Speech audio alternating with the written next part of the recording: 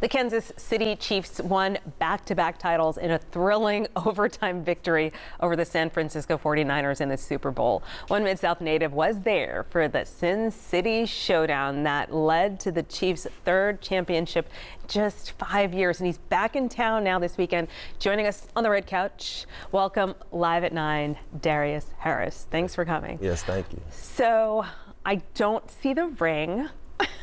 I wanted to see the Super Bowl ring. Yes. It's I meant to bring it. Honestly, it's in the safe. Put away. That's smart. That is so smart. Yeah. Actually, I think I would have done the same thing. Okay, I have to know. So you have 3 Super Bowl rings. How old are you? Do you mind me asking? No, 28. Oh my goodness. How does this happen, and how does it feel to have a third ring and some people have never seen one? Honestly, it's an unbelievable feeling just to be able to have one my rookie year, my first year in the league, and then to be able to get another one last year and to go back to back. I mean, it's unheard of, and it's hard to put into words, but every day, just grateful and blessed of how it all worked out for me, especially at the beginning of this year. How did Horn Lake and MTSU help to shape who you are as a human? Honestly, they just instill good work ethic to give me, understanding that everything might not go my way. You're not going to always be catered to or always be the main guy, but you just have to continue to work, continue to stay dedicated, believe in yourself, and just trust the process and trust in yourself as well. So as a game is going on, a Super Bowl game, I just wonder, just the emotions that go through you. Do you have to manage them, or are you just in the middle of it? What happens during a game? This is the third time you've been through it. So take me through just the ins and outs of the mind of someone who's made it. Yes, the Super Bowl is a different game in the sense of so much outside activities besides the game, with the halftime show, the national anthem. For sure. For sure. Trust me, I watched that. Phenomenal performance, by the way. But just everything that comes with it outside of the football game. So you kind of have to transition your mind to stay focused, hone in on what's at task, which is trying to win a Lombardi Trophy, which is everybody's main goal at the end of the year and at the start of the season. And honestly, it's a lot more time in the Super Bowl to just rest and kind of recover. So you just want to make sure that you're staying locked in, staying focused, because everything's longer, pregame, halftime, and a lot. So your mind can kind of wander and go different places, but you just want to breathe, take a second, and stay locked in, and let's go get the trophy. Okay, I have 2 little questions for you. One, I did ballet, believe it or not, when I was a kid, and we would have to look at a point, and when you turn, you have to look back. And so when you said focus, I thought of the point that ballerinas have to look at. What is the thing that you focus on to keep yourself grounded when you're in a situation like that?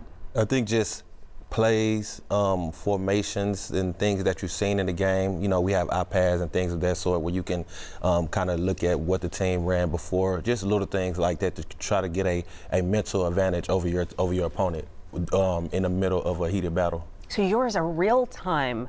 That's interesting. Okay, the other thing is you mentioned outside forces, and I have to say Taylor Swift. Oh yeah. So did that impact you at all? Just that they kept putting Taylor Swift up on the Jumbotron, and then people were, the game got a different type of attention. Right. Honestly, once I'm in the game, I'm in the game. Anything outside of the white lines, it doesn't faze me, it doesn't bother me until afterwards, and I'm out of, that war mentality mode. Anything else, I don't pay no mind, and it doesn't bother me. But I am a fan of her. So me too. It's good to see her at the game, the support and everything. Yeah, Corey Ventura and we're fans. Okay, I see somebody here with Kansas City Chiefs sweatsuit. Who might that be? Oh, that's my granddaddy. Simon Moore. He's a diehard. Once I went to Kansas City, man, he stays in Kansas City down. Everybody around Memphis know whether it's blue for Middle Tennessee or red for Kansas City, he's going to have his attire on supporting. What are you doing off the field right now, and where do you go from here? Only way to go is up.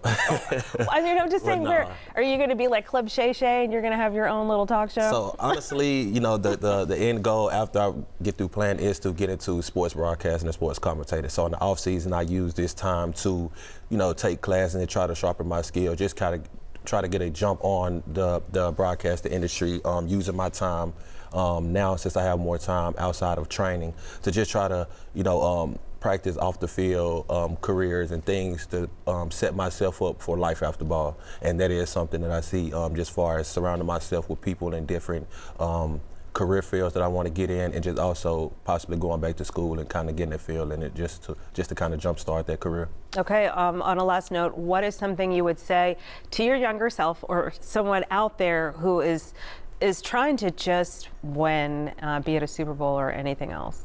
I would say just believe in yourself, trust in yourself, and don't fret, King, because at the end of the day, you know, it doesn't rain forever. Continue to push, continue to just strive, and just continue to understand where's your end goal, no matter where you're at now.